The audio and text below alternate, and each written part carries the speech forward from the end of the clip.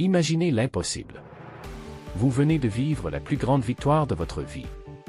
Les murailles imprenables de Jéricho se sont effondrées, non par la force des bras, mais par un miracle. Vous êtes une armée bénie, invincible, portée par une puissance qui dépasse l'entendement humain. Le monde entier tremble devant vous, et vous marchez vers votre destinée, invincible. Pourtant, au sommet de cette gloire, un seul acte, un seul objet caché, a suffi à tout faire basculer. Une étincelle, perdue dans l'ombre, capable de consumer le plus grand empire. C'est l'histoire d'Akan, une histoire plus qu'un simple récit biblique, c'est un miroir sur nos propres tentations et sur la force destructrice du secret.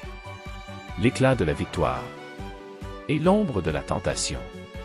Après le triomphe de Jéricho, la consigne était claire, absolue, rien ne devait être pris. Pas un bijou, pas un vêtement, pas une once d'or. Tout était sacré, voué à un but supérieur. C'était un test. Un test de confiance, d'obéissance et de pureté d'intention.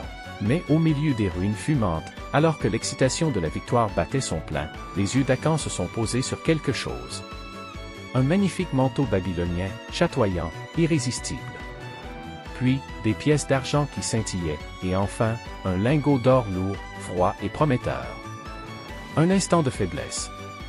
Une voix intérieure qui murmurait « Personne ne verra.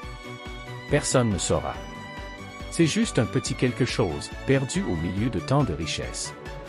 Et là, dans le secret de son cœur, Akan a succombé. Il a enfoui ses trésors interdits sous sa tente, au plus profond de la terre. Un secret. Un petit secret inoffensif, pensait-il. Mais les secrets ont une force étrange, ils ne sont jamais inoffensifs. Le moment de vérité est arrivé avec la prochaine bataille, la ville d'Aï. Une petite ville, insignifiante comparée à Jéricho. Une formalité. Josué envoie une petite troupe, confiant en la puissance qui les accompagnait. Mais ce qui s'est passé ensuite a glacé le sang de toute l'armée. L'invincible a été vaincu. Non pas avec honneur, mais dans la déroute.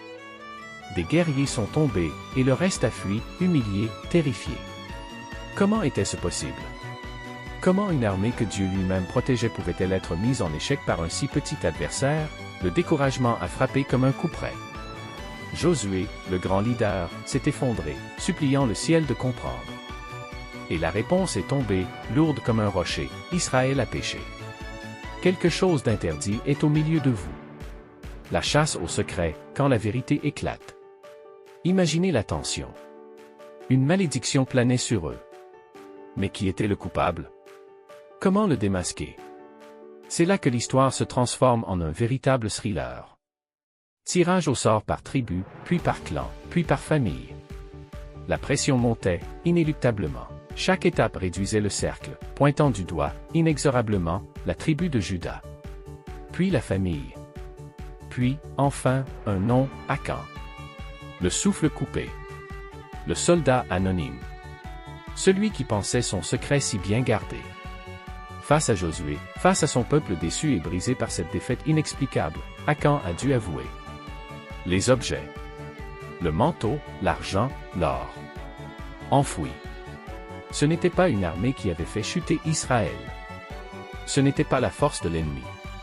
C'était un seul homme, un seul secret, un seul acte de désobéissance qui, comme un poison lent, avait sapé la fondation même de leur puissance. Mais l'histoire d'Akan ne s'arrête pas à l'aveu. Car la transgression était grave, les conséquences, nationales. Pour purifier le camp, pour restaurer la protection divine et la confiance du peuple, le prix à payer était immense. Akan, ainsi que sa famille, qui, selon la tradition, étaient complices ou du moins au courant et n'ont rien dit, partageant ainsi la culpabilité, furent conduits dans la vallée d'Achor, la vallée du trouble. Là, devant tout Israël, l'objet de leur convoitise fut sorti de terre.